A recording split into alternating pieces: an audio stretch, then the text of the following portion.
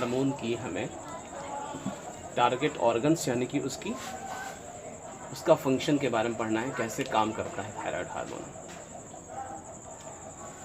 क्या होता है कि जब थायराइड हार्मोन जो है ब्लड में सर्कुलेट कर रहा होता है, ये थायराइड ग्लैंड है, यहाँ से ये सिक्रीट हुआ है, ब्लड में पहुँचा है, ब्लड में ये T3 T4 हार्मोन सिक्रीट होते हैं। T4 हार्मोन जो है ये इनएक्टिव फॉर्म होता है थायरॉक्सिन का, ये सेल में पहुंचता है और एक्टिव फॉर्म में चेंज होता है प्रोटीन के ज़रिए, एंजाइम के ज़रिए।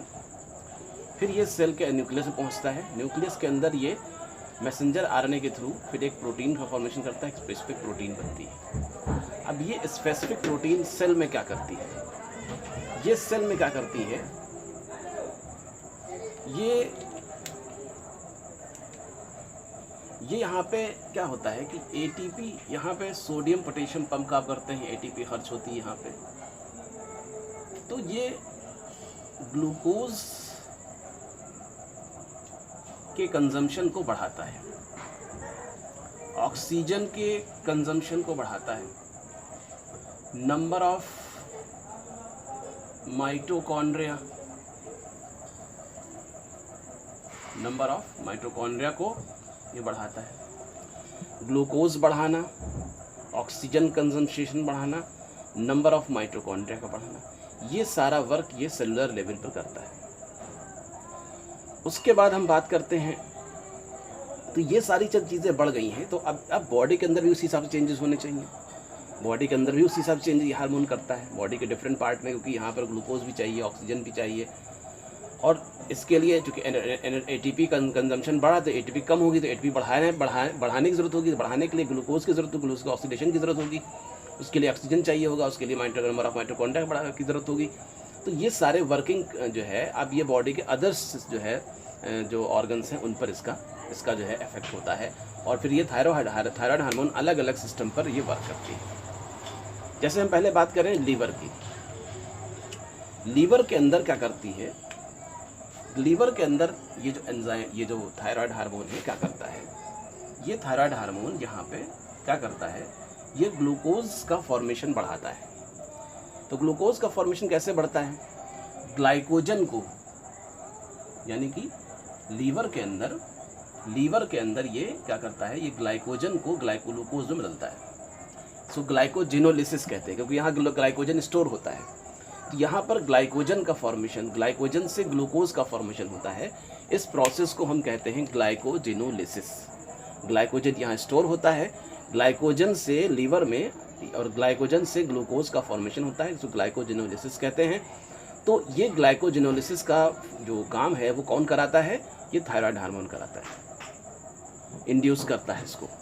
दूसरा काम होता है अदर सोर्सेज जैसे कि ग्लिसरॉल है, एमिनो एसिड है, इनसे ग्लूकोज के फॉर्मेशन को बढ़ाना, क्योंकि यहाँ ग्लूकोज का अमाउंट को ज़्यादा चाहिए। तो अब यहाँ से ग्लूकोज के अमाउंट को बढ़ाने के लिए ये ग्लूकोज डिफरेंट सोर्सेज से ग्लूकोज का फॉर्मेशन करता है। तो यहाँ पर ग्लूकोज का फॉर्मेशन होता है जो है अदर सोर्सेज यानी अमीनो एसिड से और ग्लिसरॉल फैटी एसिड से, ग्लिसरॉल से। तो जब इससे ग्लूकोज का फॉर्मेशन होता है, इस प्रोसेस को कहते हैं ग्लूकोनियोजेनेसिस। तो इसको भी ये T3 T4 स्टिमुलेट करता है, यानी कि ग्लूकोज लेवल को ब्लड में बढ़ाता है, T3 T4 bye glycogenolysis and gluconeogenesis. ये दो प्रोसेस के ज़रिए ये ग्लूकोज का कंसंट्रेशन ब्लड में बढ़ाता है। तो ये वर्क इसका लीवर पे हो गया। उसके बाद हम बात करते हैं हार्ट की। हार्ट के में क्या करता है ये, तो यहाँ पर जो काम हो रहे हैं, यानी कि लीवर में जो काम हो रहे हैं, ये दो काम हो रहे हैं। कौन कौन से हो रहे हैं, लीवर के अंदर दो काम होते हैं। एक होता है ग्लाइकोजिनोलिसिस और दूसरा ग्लूकोनियोजेनेसिस। दो वर्क, ये दोनों काम T3 T4 यानी थायराइड हार्मोन कर रहे होते हैं। ये दोनों काम T3 T4 इसको इंड्यूस करते हैं। दूसरा काम, अब जाइए हार्ट में आइए। हार्ट में क्या होता है, हार्ट में क्या होता है, हार्ट में ये हार्मोन जो होता है, ये T3 T4 जो है ये एपिनेफ्रिन और एपिनेफ्रिन को रिलीज करवाता है। और उनके इफेक्ट को हार्ट रिलीज़ करा करके उनका असर जब ये T3 T4 वहाँ पहुँचता है, हार्ट में पहुँचता है, तो वहाँ पर जो है एपिनेफ्रिन और एपिनेफ्रिन जो है रिलीज़ होते हैं और ये हार्ट रेट को बढ़ा देते हैं, ये हार्ट के कॉन्ट्रैक्शन को बढ़ा देते हैं। हार्ट का कॉन्ट्रैक्शन बढ़ता है तो कार्डियक आउटपुट बढ़ता है, जिससे ब्लड प्रेशर बढ़ जाता है। तो इस तरह से ये हार्ट पे एक काम करता है। तो T3 T4 का काम कहाँ हुआ? Release epinephrine and norepinephrine. To release heart में क्या काम होता है? एपिनेफ्रिन एंड नॉर एपिनेफ्रिन को ये रिलीज करा करता है और हार्ट यानी बीपी को वो बढ़ा देता है। एक काम हुआ। दूसरा काम ये होता है कि ये SA नोड पर वर्क करता है। SA नोड को ये इंड्यूस करता है, जिससे हार्ट रेट बढ़ जाता है। हार्ट रेट बढ़ जाता है। तो थायराइड हार्मोन दूसरी जगह क्या काम कर रहा है? ये हार्ट रेट को बढ़ा रहा है। तो एक काम तो ये कर रहा है कि ये एपिनेफ्रिन और एपिनेफ्रिन इससे रिलीज होते हैं और ये वर्क करते हैं और हार्ट के कॉन्ट्रैक्शन को बढ़ाते हैं। कॉन्ट्रैक्शन बढ़ लेता है तो कार्डियक आउटपुट बढ़ता है, कार्डियक आउटपुट बढ़ता है तो ब्लड प्रेशर बढ़ जाता है। तो बीपी के बढ़ाने का काम। दूसरा, ये SA नोड पर वर्क करता है, जिससे हार्ट रेट बढ़ जाती है, तो हार्ट रेट को बढ़ाने का काम करता है। तो एपिनेफ्रिन और एपिनेफ्रिन का रिलीज करने से कार्डियक आउटपुट करके बीपी बढ़ाना एंड SA नोड को इंड्यूस करना ताकि वो हार्ट रेट बढ़ जाना। तो ये हार्ट पर इसका काम हो गया। लीवर पे काम क्या करता है? ग्लूकोज को बढ़ाने, ग्लाइकोनेजेनेसिस एंड ग्लूकोनियोजेनेसिस। हार्ट पे इसका वर्क हो गया। उसके बाद हम बात करते हैं मसल्स पे। मसल्स में क्या होता है कि मसल्स के अंदर प्रोटीन की एनाबॉलिज्म भी होती है और प्रोटीन कैटाबॉलिज्म भी होती है, यानी प्रोटीन का ब्रेकडाउन भी होता है, प्रोटीन का फॉर्मेशन भी होता है। तो यहाँ पे ये दोनों के बीच बैलेंस बनाए रखता है, यानी कि एनाबॉलिज्म और कैटाबॉलिज्म की प्रोटीन की कैटाबॉलिज्म और एनाबॉलिज्म के बीच बैलेंस बनाए रखने का काम करता है। यानी कि जब थायराइड हार्मोन यहाँ पर क्या रखता है? Catabol balance between catabolism and anabolism of protein, ये काम करता है यहाँ पे T3 T4। मसल्स में क्या काम करता है? Balance between cata and anabolism of protein ये बैलेंस बनाए रखता है प्रोटीन की मतलब बैलेंस बनाए रखता है ये प्रोटीन की कैटाबॉलिज्म और एनाबॉलिज्म ऑफ द प्रोटीन में। तो एक काम तो ये हो गया मसल्स में। T3 T4 मसल्स के अंदर प्रोटीन की कैटाबॉलिज्म और एनाबॉलिज्म को जो है वो मेंटेन रखता है। तो ये हो गया। तो ये तो मसल्स में हो गया। बोन्स में क्या होता है? बोन्स में क्या होता है? बोन के अंदर जो है एक तो ऑस्टियोब्लास्ट काम करती हैं। ऑस्टियोब्लास्ट ये बोन डिपोजिशन करती हैं। बोन डिपोजिशन करती हैं। बोन यानी फॉर्मेशन होता है, डिपोजिशन। दूसरी सेल्स में जो होती हैं वो ऑस्टियोक्लास्ट होती हैं। ऑस्टियोक्लास्ट ये बोन डिसॉल्व करती हैं। बोन डिसॉल्व करना,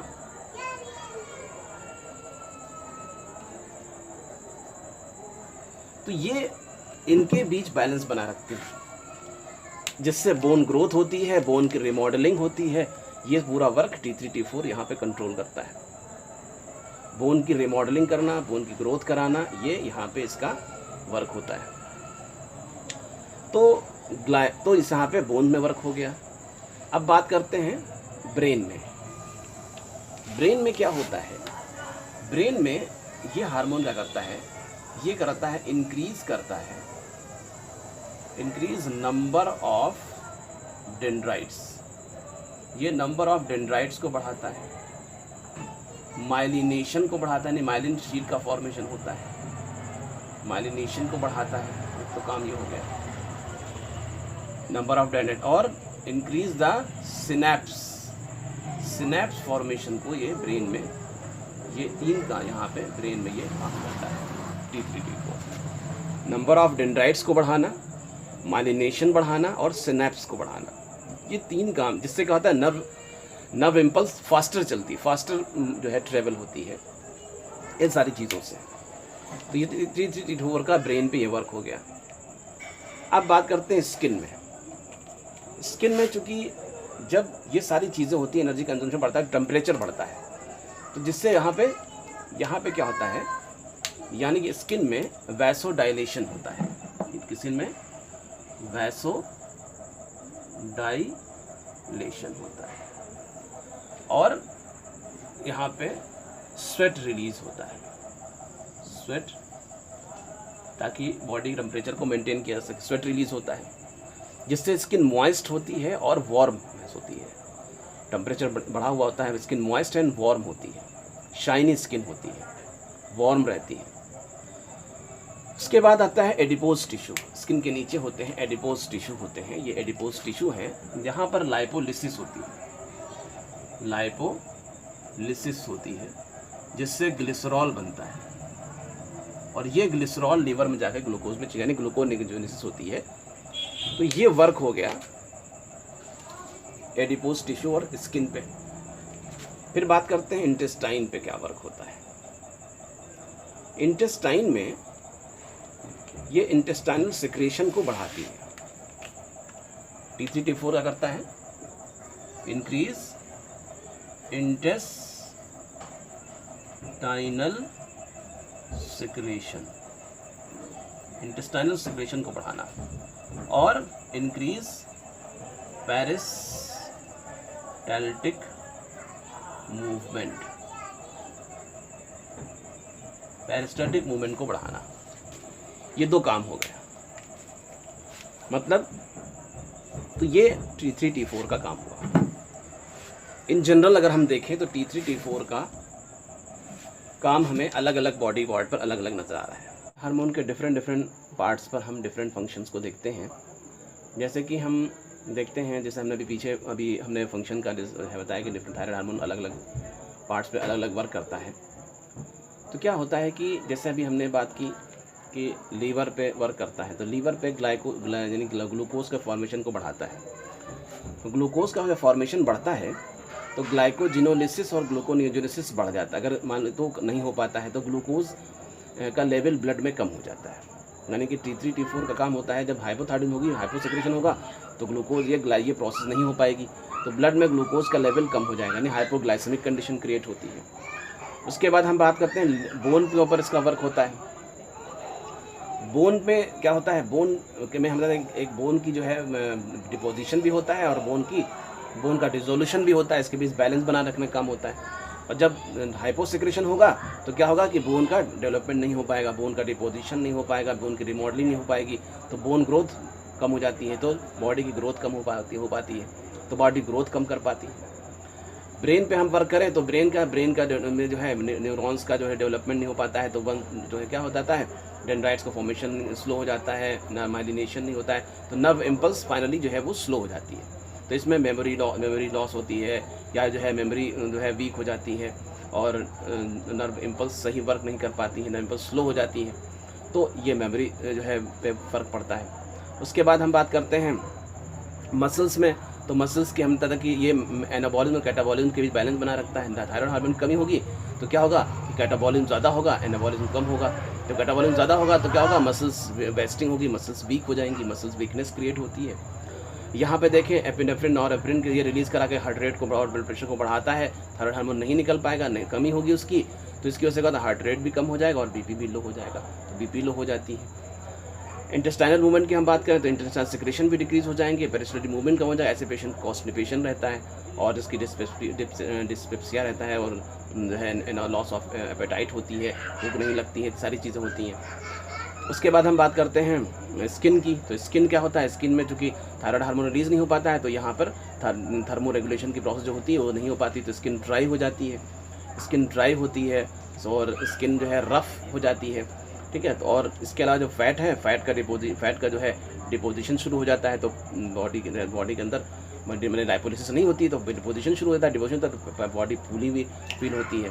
तो इस तरह से जो है, और फिर पूरे बॉडी में जनरल एडिमा भी हो जाता है, जिसको मिक्सोडीमा भी कहा जाता है, मतलब पूरी बॉडी में एडिमा हो जाता है। तो इस तरह से ये हाइपोथायरॉयडिज्म के सारे सिम्टम हो गए, हाइपोथायरॉयडिज्म हो गया। अब बात करें हाइपरथायरॉयडिज्म की, अब इसके अपोजिट हम बात करते हैं। हाइपोथायरॉयडिज्म में क्या होगा, अब हाइपोथायरॉयडिज्म जब होगी यानी हाइपर सिक्रेशन होगा, तो ब्लड में ग्लूकोज का लेवल बढ़ जाएगा, बोन का डिपोजिशन या बोन का जो है डिसोल्यूशन जो है, बोन ग्रोथ जो है वो डिसबैलेंस हो जाएगी, जो है सही ग्रोथ नहीं, मतलब बहुत ज़्यादा ग्रोथ करने लगेंगी या बहुत ज़्यादा डिपोजिट जो है या डिपोजिट जो है वो हो सकता है, तो बोन ग्रोथ भी सही तरह से नहीं हो पाएगी।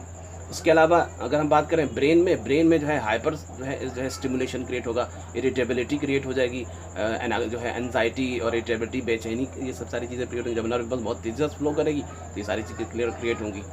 हार्ट रेट बढ़ जाएगी, ब्लड प्रेशर बढ़ जाएगा, इंटेस्टाइनल मूवमेंट रहता है, स्पेशली इनको डायरिया की प्रॉब्लम रहती है, एंटरसाइड सिक्रेशन बहुत रिलीज होते हैं, तो इससे जो है बहुत असर, तो इसमें गैस्ट्रिक रिफ्लक्स भी मिलता है। इसके अलावा इसमें जो है पेरिस्टल मूवमेंट रिलीज होता है, स्पेशली कॉन्स्टिपेशन भी प्रॉब्लम होती है, कॉन्स्टिपेशन रहता है, तो ये हो जाता है। उसके बाद फिर स्किन की बात हो, स्किन बहुत ज़्यादा मॉइस्ट होती है, बहुत ज़्यादा स्वेटिंग होती है, और फैट जो है बहुत की ब्रेकडाउन होती है, तो बॉडी देखने में बिल्कुल लीन हो जाती है, यानी कि फैटी बॉडी नहीं रहती है, बल्कि दुबला देखने पेशेंट दुबला में दिखाई देता है, लीन बॉडी हो जाती है। तो ये हाइपरथायरॉयडिज्म की कंडीशन हो गई। तो हाइपो और हाइपरथायरॉयडिज्म की कंडीशन को हम बहुत अच्छा अच्छी तरह क्लियर कर सकते हैं अगर हमें इनके टारगेट आर्गन और उनका वर्क हमें पता है।